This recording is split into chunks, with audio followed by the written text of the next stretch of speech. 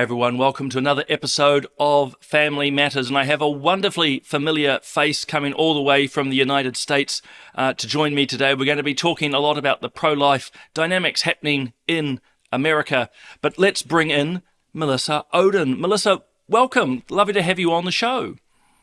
Good to see you. Now, for some viewers who don't know Melissa, she was one of our wonderful guests at the Family Forum last year. She has an incredible story, and amongst many claims to fame, if I could put it that way, Melissa, you head up and founded Abortion Survivors, abortionsurvivors.org there in the United States.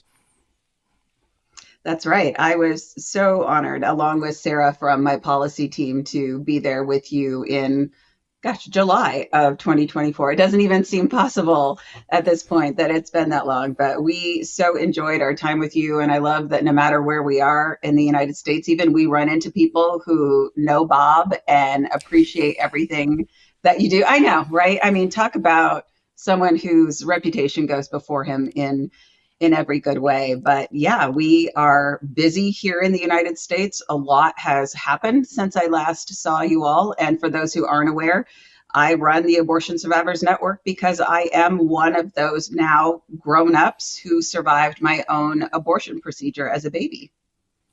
Which in itself is something quite, as you spoke at the forum, incredibly deep and profound. And I'm still in awe of the work that you and others are doing to draw other abortion survivors together to share those stories into a society often, Melissa, that doesn't want to hear about it.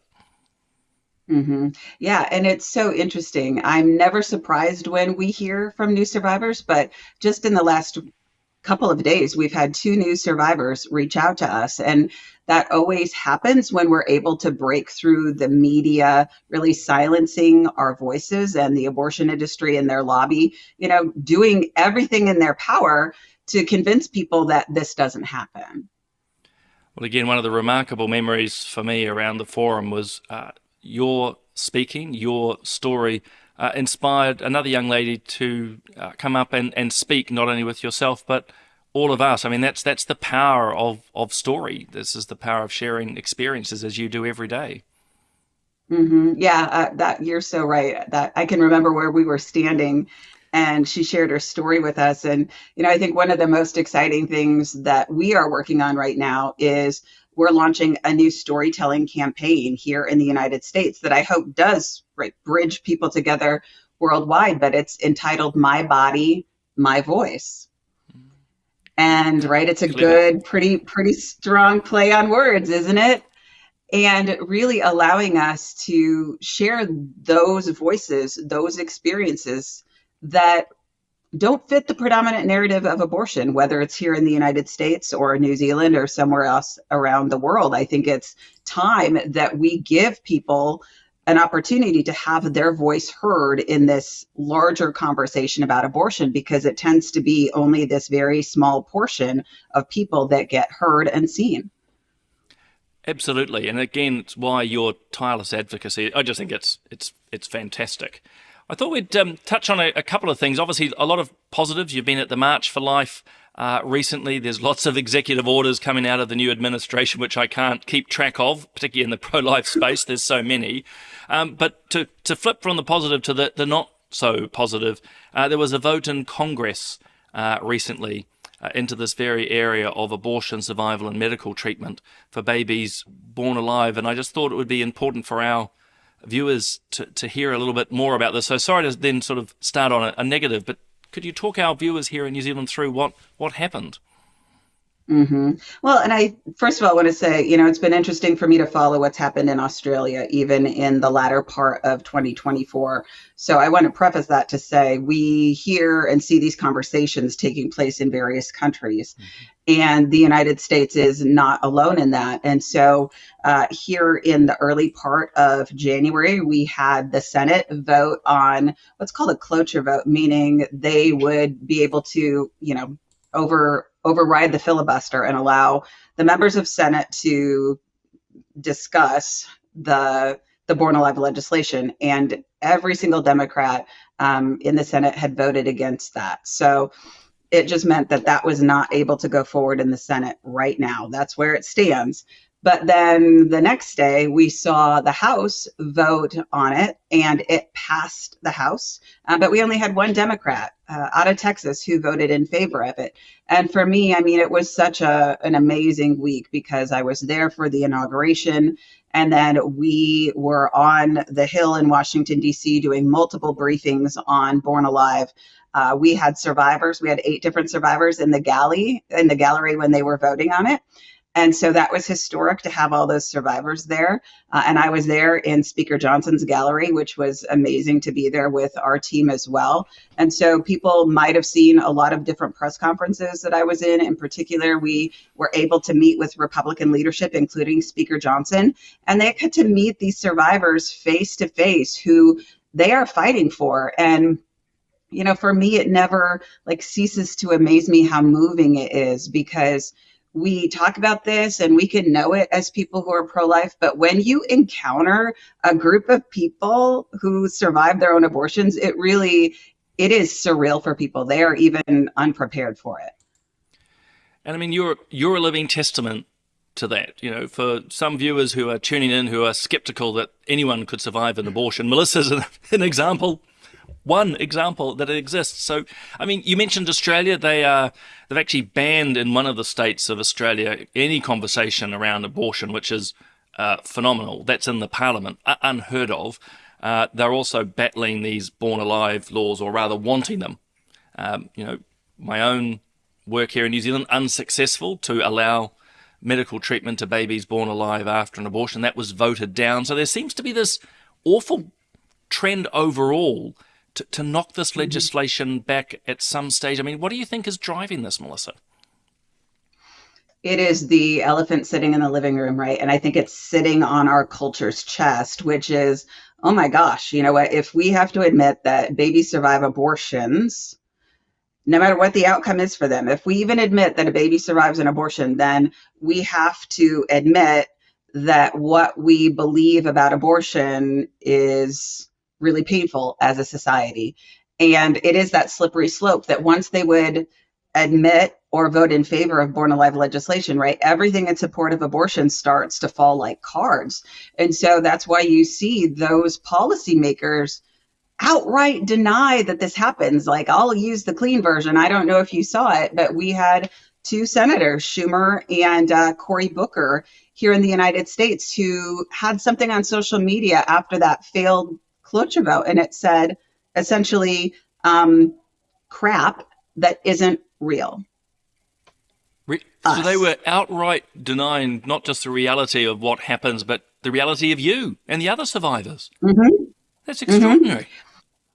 It's so dehumanizing, isn't it? I mean, it is so clear that they are afraid of the truth, but it is so disrespectful. And for me, that is really hard for me as a leader, because I want to come out swinging to protect our youngest survivors who can just be running into this. And the kind of messages that they're getting, this is unfair. There is no other population that they would be doing this to right now except for us.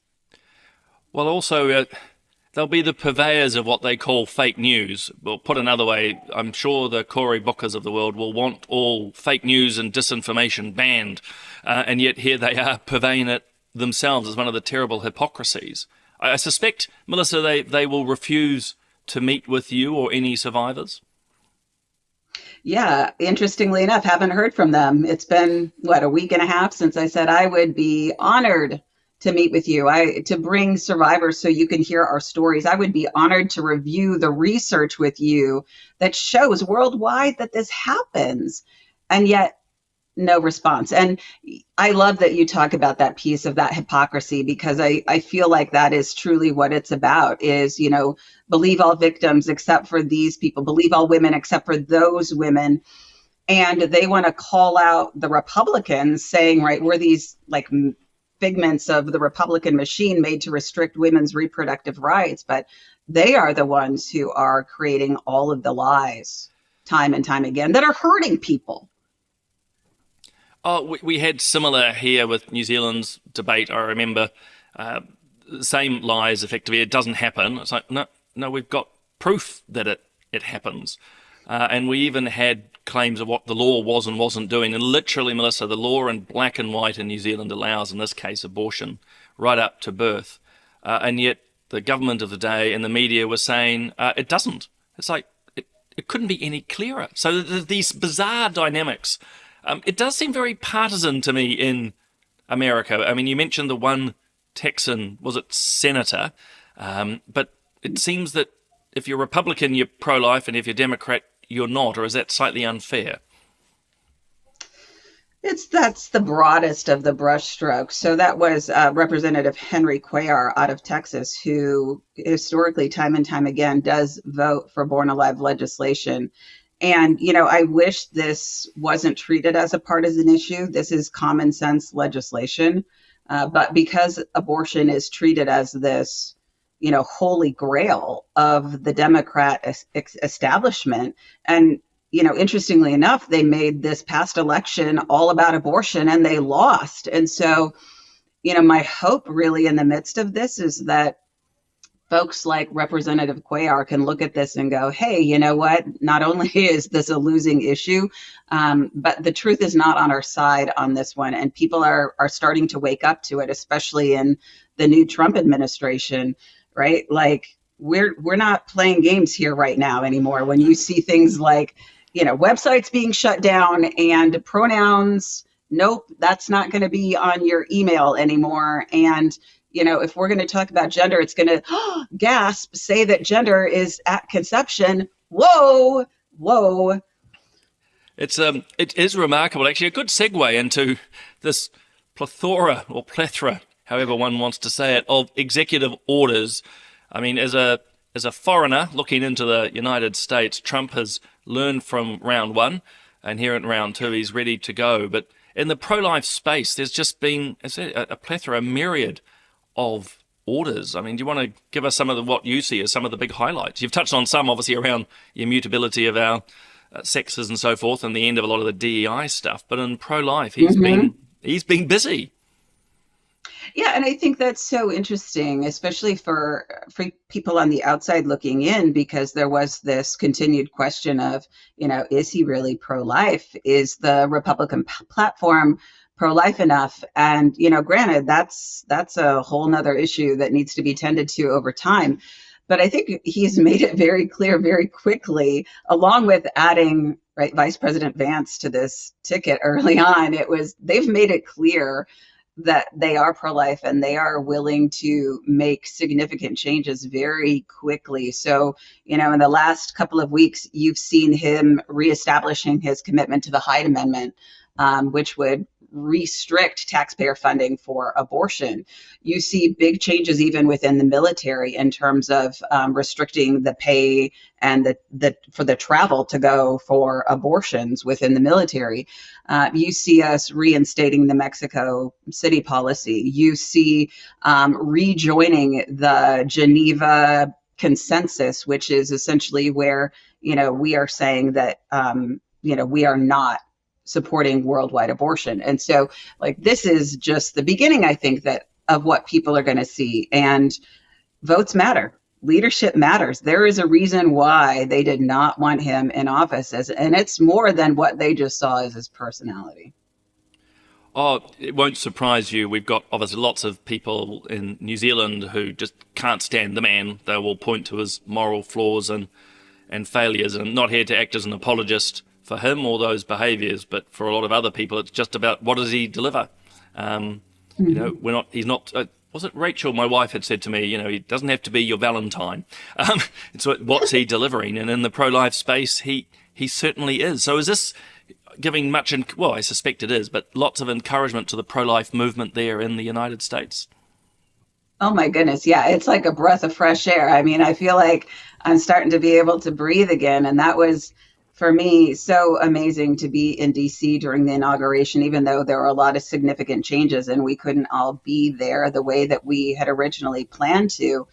But I can tell you the mood was so high. People were excited. They were not afraid to be saying, what they were happy about. And we saw that then spill over into the week, not just the Born Alive votes, but then to be at the March for Life and have the vice president there speaking. And both, Vice President Vance's statements and then Trump's recorded statements were all really strong. It it was beautiful. It is powerful. There is like you can leave there and remember it and feel encouraged and uplifted. And I mean, that's my hope for anybody is, if you're dealing with struggles in your world, please also know that you can look to what's happening with us right now and see that there's hope. Yeah, speaking as a former politician, I can't help but feel that the changes in America will filter through. I think New Zealand will probably be a little bit slow. It's just our nature, but it's going to have an impact. And as one person put to me, the adults are now back in charge. And I know that's a political partisan statement, but it's just, yeah, it just feels, you mentioned a breath of fresh air. There seems to be a real clear focus. I was quite taken aback that actually Trump did speak to the March for Life via video. The reason being, I know he had spoken in person before, but I know there'd been, I don't know, some tension's probably the wrong word, but some wondering where he would land this time round. And when JD Vance was there, I thought, oh, okay, he's going to lead, but not Trump per se. And then, yeah, an amazing video from the Oval Office, if I recall correctly. Hmm. Hmm. Yeah, it's incredibly exciting. And, we know that obviously opposition will come. But again, I think it is a great example for all of us to be willing to, be firm in our beliefs. And, yes, people will question us. And, strategy is also part of the political game. You know that. But at the end of the day, I think then when we can all start to collaborate together, we can see the incredible difference that gets made. Well, clearly that work that's being done on the ground by yourself and others is bearing fruit. So we talked about, obviously, the video of Trump, JD Vance, the vice president there speaking, the Speaker of the House, Mike Johnson. He himself has a remarkable backstory, but I noticed a number of other senators, Ben Carson, got a lot of time for Ben Carson, the neurosurgeon. I mean, you had some really big names there. And as contrast, Melissa, you're lucky in New Zealand to get one or two MPs to turn out to our little March for Life. I just thought it was incredible that you had such senior leadership present. Hmm. Yeah, and I think that is what we are going to continue to see during this administration is, those folks who do have strong pro-life beliefs and or have their own pro-life story will continue to, right, have that amplified. And I think, again, that's such a powerful lesson for all of us when we're dealing with the issues of politics and messaging. The more that folks hear those stories, even of leaders and their beliefs and their own pro-life experience, the more I think we're going to see them be a magnet for other people who maybe have felt before like they couldn't share or they wouldn't share. That's how transformation happens. Well, again, I think back to the forum where you spoke. It's that sharing of stories, and it has such an impact on individuals. But just give us then a bit of a flavour of that March for Life. I said, in New Zealand, we can get thousands together, which for Kiwis is amazing, but you guys are much, much bigger. But my memory of the time, not that I was physically there, but it was meant to be freezing cold and so forth. I mean, can you give us a sense of what it was like beyond just the speakers to be amongst all those people in DC? Yeah, there's times where they've calculated 500,000 people at this. And we even think sometimes the number has actually been much higher. So, back in 2020 is when really we had the strongest sense of security when President Trump spoke. And that week, I mean, to put yourself in our shoes, the weather was bad at the beginning of the inauguration. So many of us women have thrown our high heels away. Those shoes went in the garbage can. I walked far too far in slush and cold. And right, they're shutting down roads left and right. You think you know how you're going to get somewhere. We had some friends who lost their car in the midst of all of the moving of security perimeter. Just imagine DC and then a million times worse with security in every good way. But right, all of these obstacles. So as the week goes on, you have this best laid plan of, okay, we're prepared for these 2 votes, and we're going to take survivors to meet Speaker Johnson and members of Congress before the vote. And then every day, everything is flipping. You're starting to learn they're moving votes. Other things are being canceled. They're adding the vice president as security. So that means that you need to show up probably hours earlier than planned. For those of us going behind the scenes into tents, that means the Secret Service is there. So you're going to have to go to a different location.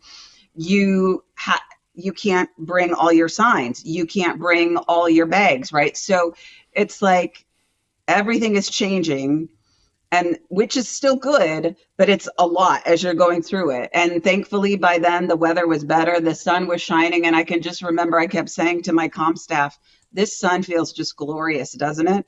And she is from Florida and she's freezing. And she just kept saying, I'm just so cold. But then there's me. I'm just like, I am so warm. I don't even care. I left my gloves accidentally in an Uber. Oh, no. But I'm okay. The sun is good. And so, right, there is just something about the sun shining, right? And you know that this is the dawn of a new era, as they've been talking about, the golden era in the pro-life movement. And so, yeah, it's always incredibly beautiful to be with hundreds of thousands of like-minded people, and especially young people. And, you know, that never gets old for me year after year. It is beautiful every time. It's one of the things I have been struck when I am at the Marches for Life here in New Zealand. It's the young people, gives me enormous hope, and lots of young women too, and a deep, deep passion for life, which is just so inspiring. I can only imagine the security requirements that you guys would be going through over there. Hey, final question, because I am very conscious of your time, but what are your then priorities for the remainder of the year, be it yourself or particularly through the Abortion Survivors Network? What's your priorities? What are you focused on? Yeah, the biggest priorities for us will be to continue to meet with members of Congress, especially members of the Senate, to talk about the Born Alive vote. You know, we did some incredible cross-disciplinary training with a family caucus here. And so that was a pro-life OBGYN talking about how late-term abortions are performed, how it can result in a live birth. We had someone from the Family Research Council talking about the gaps in reporting right now and how, right, those gaps in reporting lead to gaps in care and babies being left to die. And then we had survivors, right? I got to talk about kind of that umbrella of research and experiences and all those things and how it impacts mothers and families. And then we had a survivor with me named Sarah, who survived an induction of labor abortion at 26 and a half weeks, whose mom had to fight for her to be provided medical care. So that whole kind of cross-disciplinary group was the most powerful that I have ever been with. And I've done this multiple times. And so you're going to see us really dedicating ourselves to that. I'm launching a new podcast called Life Beyond Abortion, and folks will be able to find that wherever podcasts are, downloaded, where you like to listen to them. That should be up in the next couple of weeks. And we're really going to lead with that of, right, how does this happen? What does this look like right now, at least in the United States? And then I'm going to start sharing the stories and the voices. So, doing those two things and really doubling down on our education and our advocacy, and then launching the whole storytelling campaign. I can't think of a better time for people to start hearing the voices of those who have another experience about abortion to tell than what we've heard about in the last 8 years here in the United States. It all sounds actually quite incredibly exciting. Remind us again of what the name of the podcast to come is. Yep, Life Beyond Abortion. Life Beyond. We'll have to keep an eye out for that. I mean, we've certainly found, myself and Family First, that podcasts like you're engaging with today is just a marvelous way of getting the messaging out. And if I was to put it this way, it's a great way to get around mainstream or legacy media as well. Absolutely. Melissa, I am so grateful that you've found some time to come and have a chat with us. I know you're incredibly busy, and probably after everything you've explained over the last few weeks and months, from lobbying Congress to March for Life to everything that's happened with the new administration, you're probably exhausted too. So incredibly grateful, as I say, to have you on the show, and thanks for all that you continue to do for life. Thank you. Tell Bob and everyone hello from me. Will do so. Thanks again, Melissa.